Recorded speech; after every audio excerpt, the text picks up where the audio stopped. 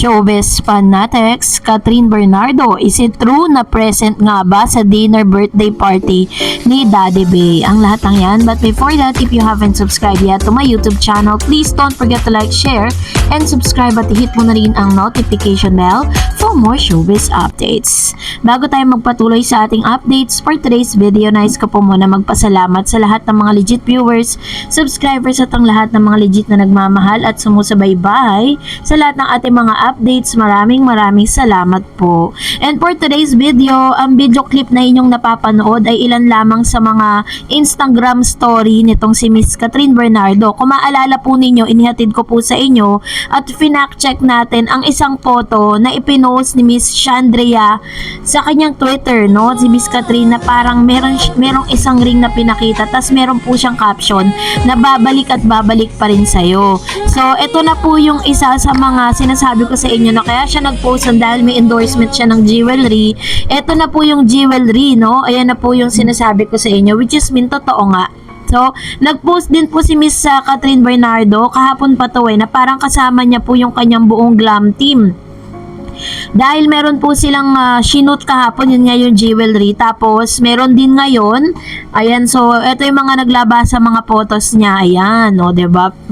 Ano lang, aesthetic lang ang itsura. Hindi masyadong sobra yung, hindi todo yung makeup. Very light lang para lumitaw talaga yung ganda ni Catherine. Kasi, si Catherine po yung tipo na kailangan yung kanyang laging ayos, diba? Parang hindi masyadong bongga yung pagka-makeup. Kasi, naturally, beautiful naman na siya. So, kahit hindi siya ganun ka bonggahan ng makeup, talagang lumilitaw yung ganda niya. Ayan. So, may pa-klibabang itong si Miss Catherine, no? Kita na yung mga, cleavage niya. Talagang nagmamature na yung kanyang mga ginagawa. Talagang all out na talaga si Miss Catherine Bernardo. And of course, syempre, kailangan niya gawin yan for level up. Hindi pa pwede kasi na habang buhay na sweet-sweetan siya sa showbiz. Dahil mahuhuli po siya sa mga bagong henerasyon ngayon. So, eto na, no, dahil talaga namang super busy itong si Miss Catherine.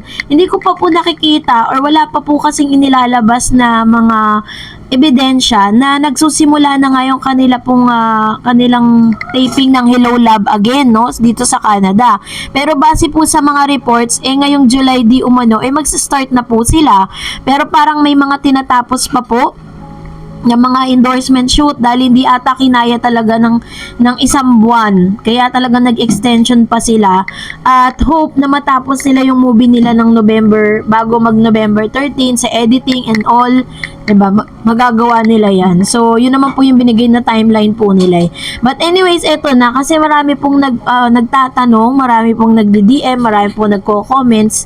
Kasi ngayong araw po is kaarawan po ng daddy ni Mr. Alden Richards. Ngayon nagtatanong kung imbitado daw, totoo daw bang invited si Miss Catherine? Kasi nung tinignan ko po yung Instagram, yung Facebook page, tsaka po yung Twitter ni Daddy Bay, nakita ko po ito na may pa-dinner si Mr. Alden Richards para sa daddy niya. Si Daddy Bay, no, si Richard Peralta Polkerson Sr. Yun po yung kanyang real name. At ito po yung Instagram stories niya na parang nasa isang tea party sila, ganon. Tapos sinatanong din ng ilan kung invited ba si Miss Catherine.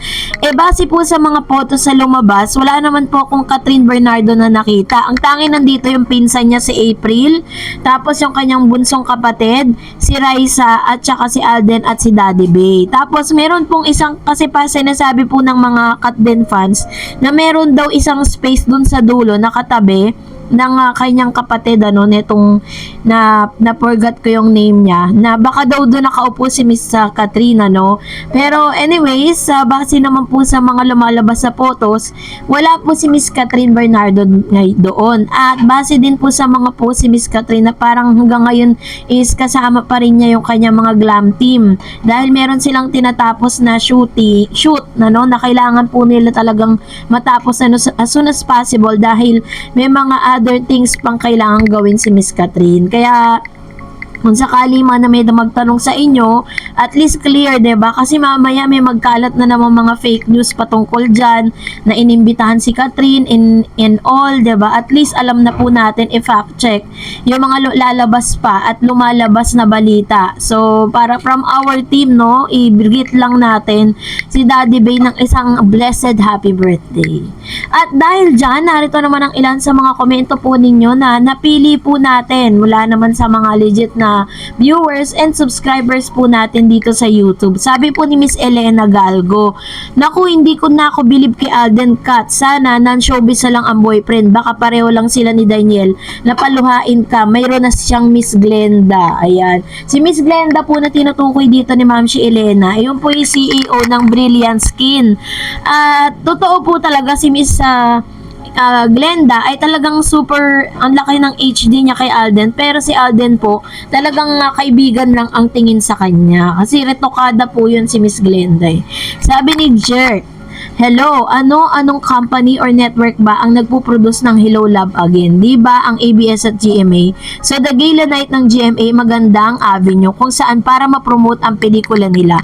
So magkakasama yan cut din sa gala night. Walang problema talaga. Ayun. So yun din po yung expectation natin. Yun din po yung gusto nating mangyari, di ba? Kasi syempre sino ba namang hindi sila gusto makasama sa gala night? Kasi first time po yan eh. Meron mo collaboration po yan ng ABS at ng GMA7, kaya po walang magiging problema sa kanilang network. So ang tanong, kasi kahit po invited sila, ang decision pa rin, last decision dun sa mga taong iimbitahan. Kahit invited ka, kung meron kang kailangan gawin, kung ayaw mo umattend or what not, 'di ba? Nasa kanila po 'yun.